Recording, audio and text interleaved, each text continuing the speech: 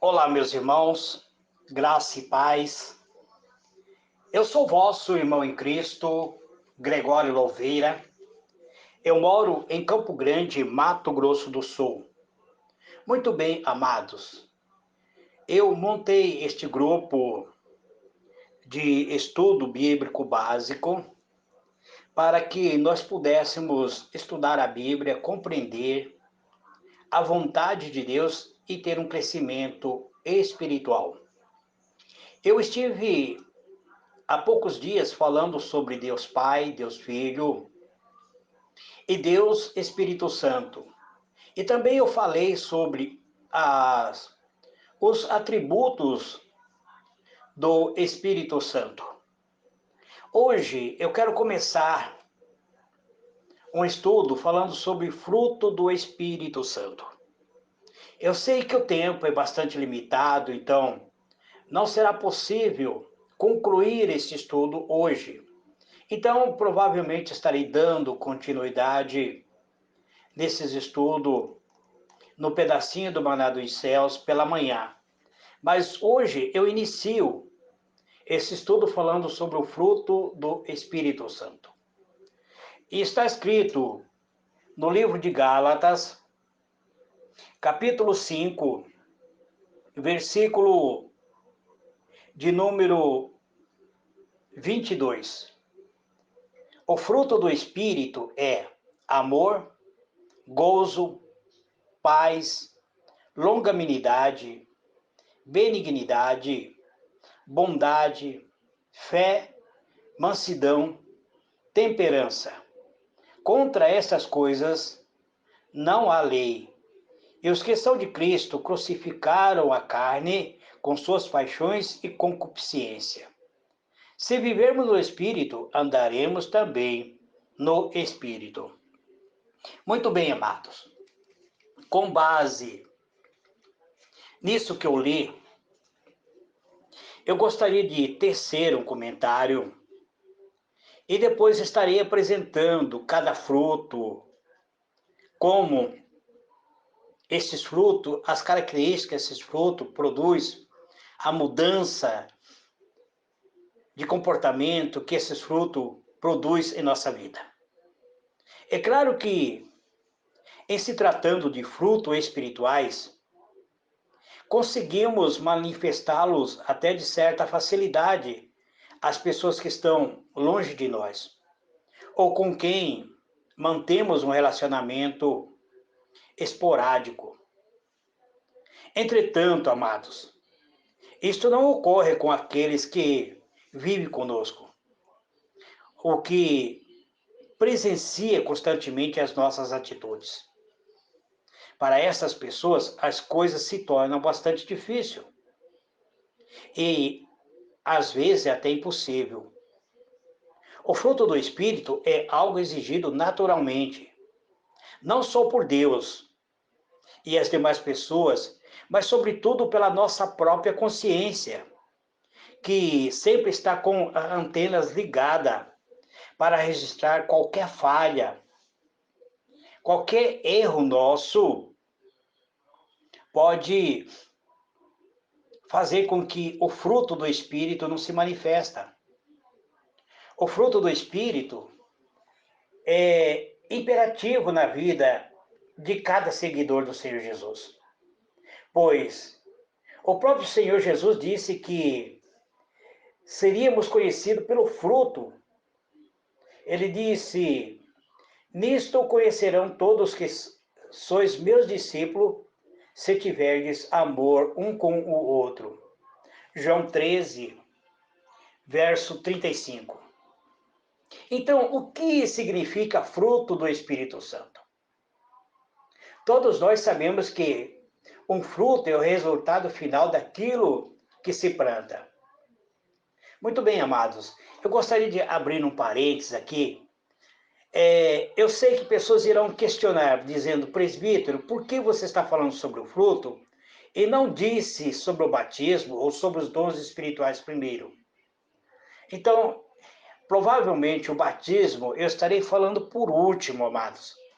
Eu quero apresentar primeiro a vocês os frutos, os dons espirituais, e depois eu estarei falando sobre o batismo com o Espírito Santo, como receber o batismo com o Espírito Santo. Uma coisa, nós temos que ter certeza que ao aceitarmos Jesus, o Espírito Santo ele vem habitar em nós.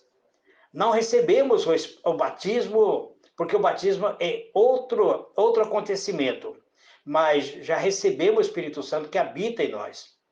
Então, é muito importante frisar que se alguém pretende colher um determinado fruto, ele precisa plantar a semente certa desse fruto. É claro, ninguém pode querer colher algo que não plantou. Se, por exemplo, você é uma pessoa que vive plantando discórdia, é discórdia que você vai colher.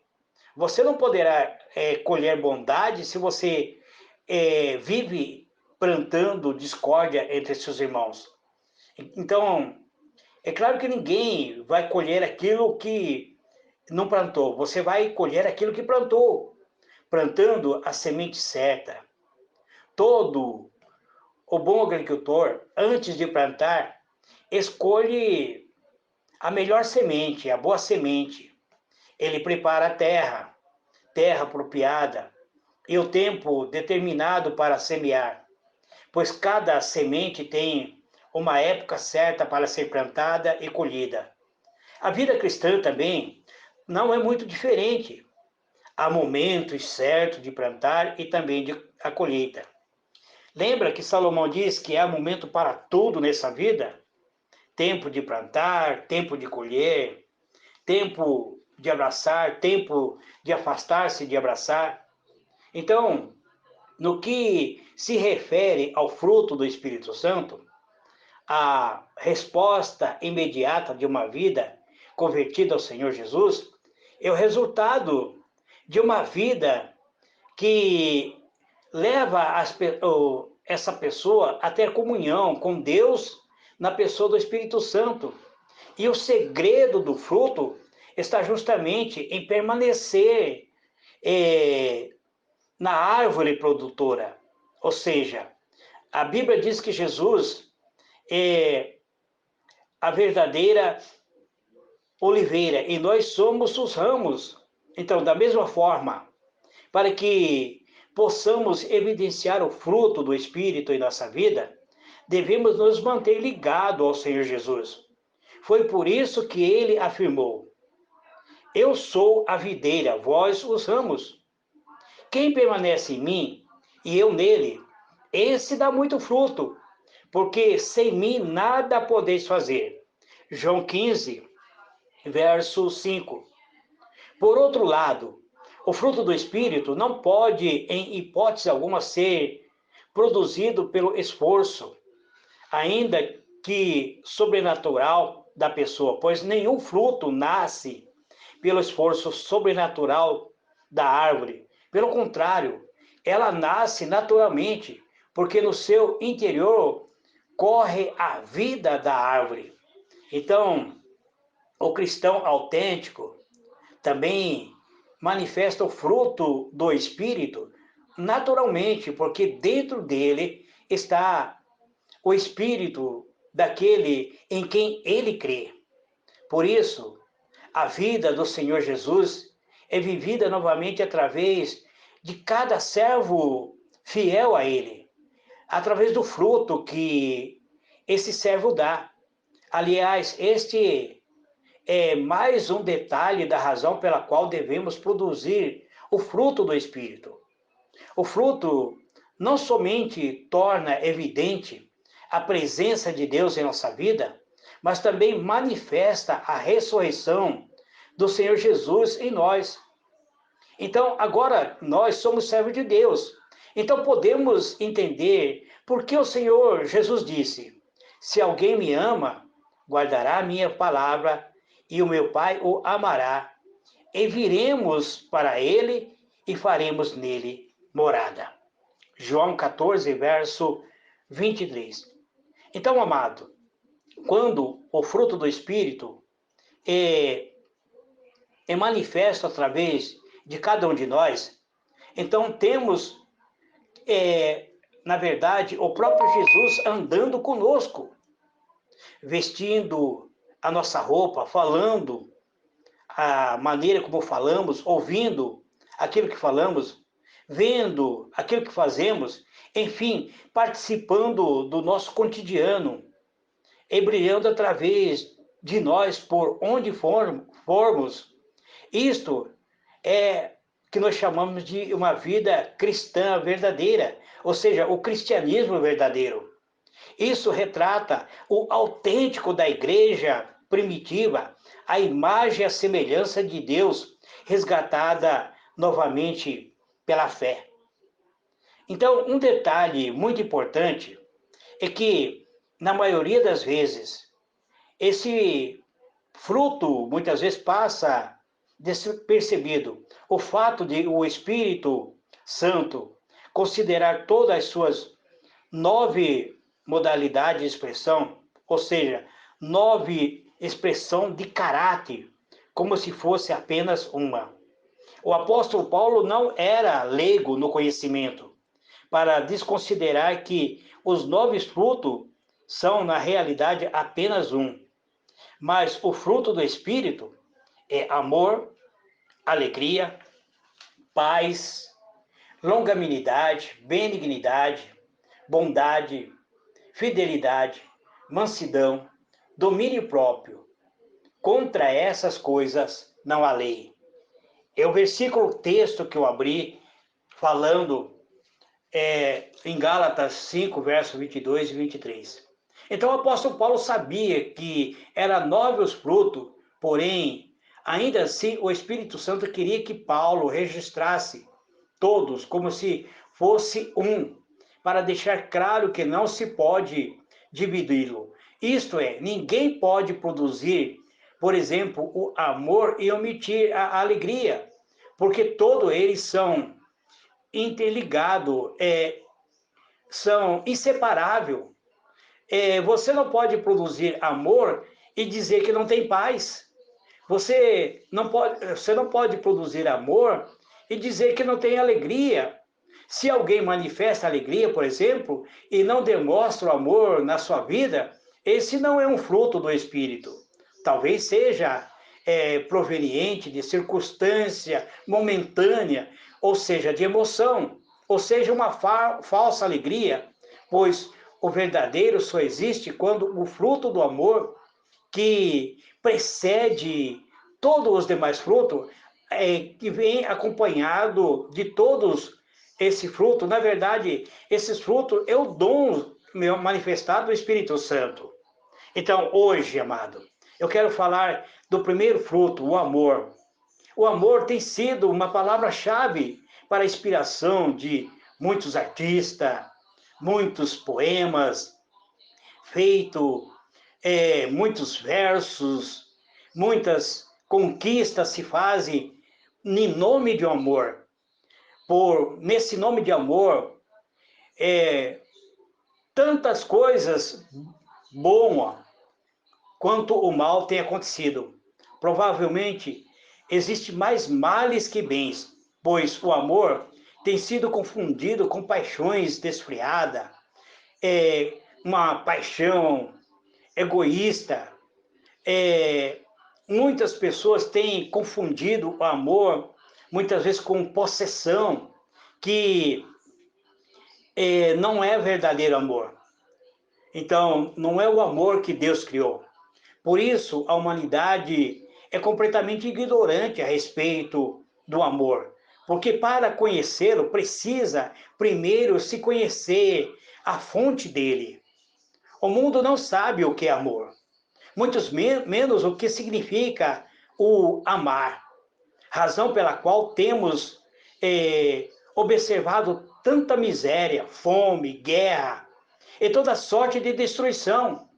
Existe um caos neste mundo por todo o canto da terra, por falta do amor. O amor que este mundo tem cultivado é o apego ao dinheiro, é apego a pessoas, é apego às coisas, é apego a si própria. A Bíblia diz que Deus é amor. E para que possamos entender o real sentido do amor, é imprescindível que conheçamos a Deus. E para isso, a primeira coisa a fazer é aceitar sua máxima expressão de amor por nós, ou seja, o sacrifício que o seu Filho Jesus Cristo fez. Esse é a máxima expressão de amor de Deus por nós. Muitas pessoas, eles seguem uma religião, eles dizem ser religioso, mas muitos negam o sacrifício de Cristo. Muitos estudam a Bíblia, louvam, glorificam muitas vezes ao Deus Pai, mas nega a Trindade Divina. É maravilhoso o amor de Deus, porque quando passamos a conhecê-los, somos logo convidados a participar desse amor. E esse convite vem através de aceitar a Jesus Cristo como sendo o nosso único e suficiente Salvador. Porque Deus amou o mundo de tal maneira que deu o seu Filho unigênito, para que todo o que nele crê não pereça, mas tenha vida e tenha uma vida eterna. Então, nós vamos verificar de imediato que o amor puro e verdadeiro começa com uma dádiva, exatamente oposto do amor deste mundo, que está mais interessado em receber do que dar. A partir da aceitação desse amor divino, começamos a enxergar a grandeza, a magnitude, a extensão do que realmente representa o amor. O Espírito Santo deu ao apóstolo Paulo um resumo do sentido do amor, que diz: ainda que eu falasse a língua dos homens e dos anjos, se não tiver amor, seria como um bronze, ou seria como um sino que soa, ou como um símbolo que retine. Ainda que eu tenha o dom de profetizar e conheça todos os mistérios e toda a ciência, ainda que eu tenha tamanha fé a ponto de transportar o monte, se não tiver amor, nada serei. Ainda que eu distribua todos os meus bens entre os pobres, e ainda que entregue meu próprio corpo para ser queimado, se não tiver amor, nada disso me aproveitaria. O amor é paciente, o amor é benigno, o amor não arde em ciúme, não se ufana, não se ensoberbece, não não se conduz inconvenientemente, não procura os seus interesses, não se expressa, não se expressa de uma maneira áspera, não se ressente do mal, não se alegra com a injustiça, mas regozija-se com a verdade. O quem ama sofre, mas tudo crê, tudo espera e tudo suporta. O amor jamais acaba, mas havendo profecia, essa profecia irá desaparecer. Havendo língua, a língua também cessará. Havendo ciência, a ciência passará. Agora, pois, permanece a fé, a esperança e o amor. E estes três, porém, o maior deste é o amor. 1 Coríntios, capítulo 13, verso 1, até o versículo 8 e o versículo 13. Então, amados, temos então esse simples versículo, os parâmetros do amor. É exatamente como ele foi criado e como se realiza na vida de quem sente. Percebe-se basicamente que ele se dirigia numa única direção, isto é, tem como prioridade dar sem esperar nada em troca. Então, amado, esse sentimento tão profundo é a base de um caráter genuinamente cristão. E sobre eles estão todas as demais virtudes da personalidade moldada pelo Criador. Este é o amor que devemos cultivar em nossos corações, permitindo que este amor flua de nossa vida para outra vida, porque este é o amor que procede de Deus. Quando alguém amas, ele, segundo o fruto do Espírito, ele tem paciência para com a pessoa amada. A pessoa pode até sentir um pouquinho de ciúme. Aquele ciúme que nós chamamos de ciúme santo, porque não é um ciúme doentio, mas o que acontece na maioria dos relacionamentos, que é de amor, tem nada apenas paixões desfreadas, paixões carnais, paixões demoníacas. As pessoas sentem o ciúme doentio, sentem que deve se apossar do sentimento de outra pessoa. Quem ama, ele tudo sofre, calado, pois acredita que um dia o seu amor prevalecerá. Quem ama, tudo suporta, porque sabe que seu amor é forte, forte como a morte, como diz Salomão, que nem todas as águas do mundo poderá apagar o seu fogo. O que após essa pessoa que ama, enfrenta tudo, todas as barreiras e permanecerá porque jamais acaba. Então, vamos, amado, observar que também a Bíblia diz que temos que ter o amor próprio, é aquela atenção que muitas vezes precisamos ter conosco mesmo, porque você só vai amar as pessoas se você é capaz de amar a si mesmo. O próprio Jesus disse que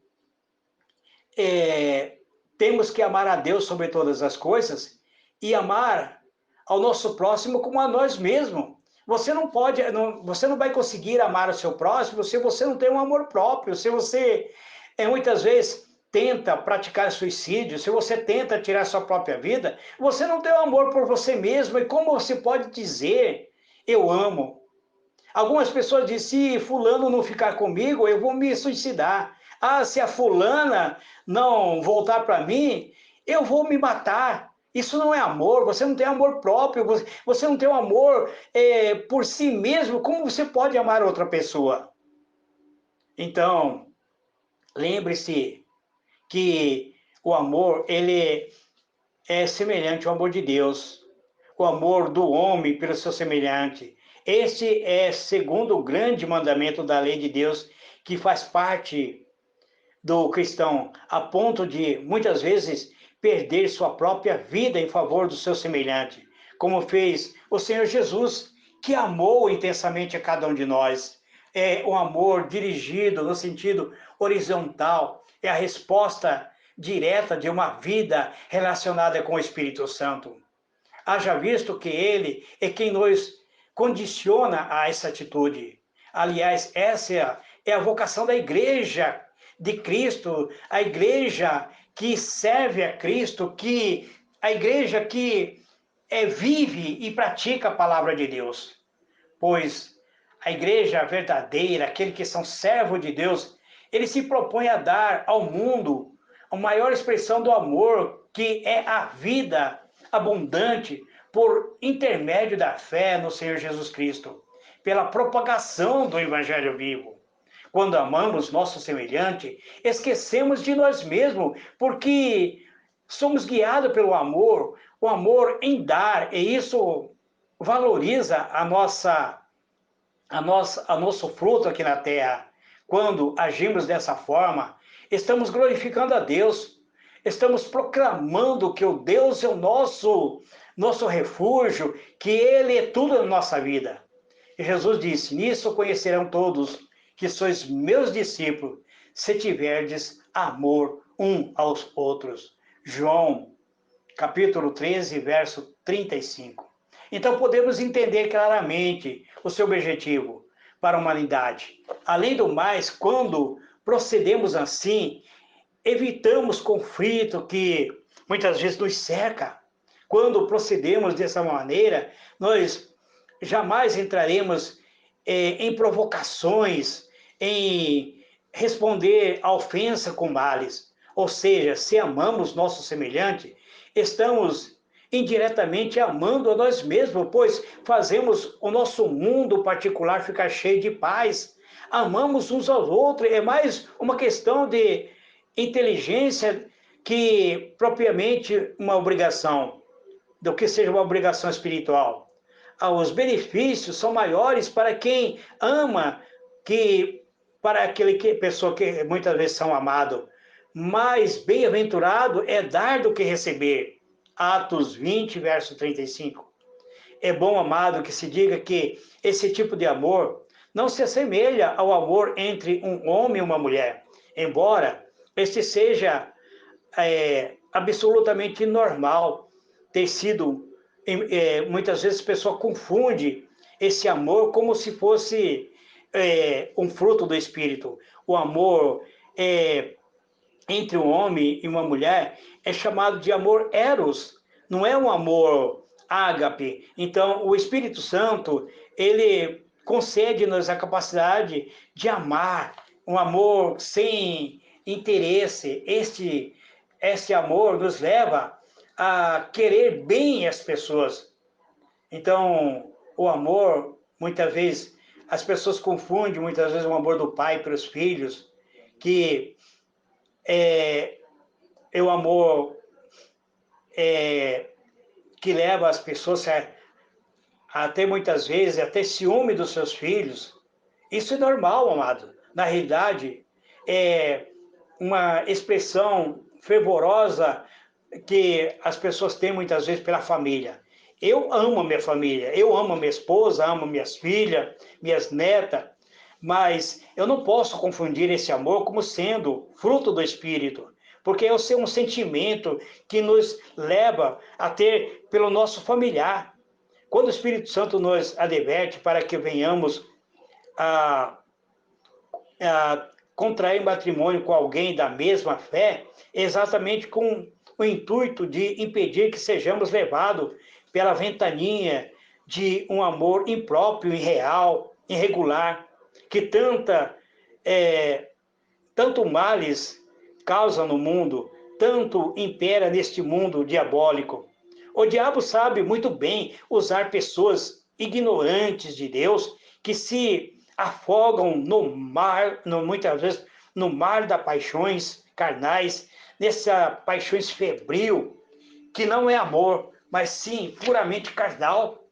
Então, este é o amor, é a expressão do amor que eu posso dizer para vocês. O amor que devemos nutrir por aquele que são, muitas vezes, servo de Deus, é um amor chamado amor ágape, um amor semelhante ao amor de Deus.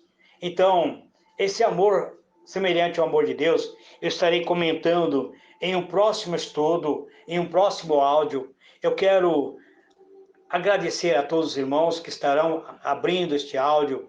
Provavelmente eu estarei compartilhando em outros demais grupos, mas só depois das 21h30, horário de Brasília. Aliás, de 22h30, horário de Brasília, porque muitos grupos nesse horário estão tendo culto e eu não quero invadir culto de nenhum grupo. Então, vocês que estão aqui na sala do estudo bíblico estão recebendo esse estudo agora, às 20h30, horário de Campo Grande, às 21h30, horário de Brasília. Que Deus vos abençoe, amado. Graça e paz para todos. Fique na paz do Senhor Jesus. Amém e amém.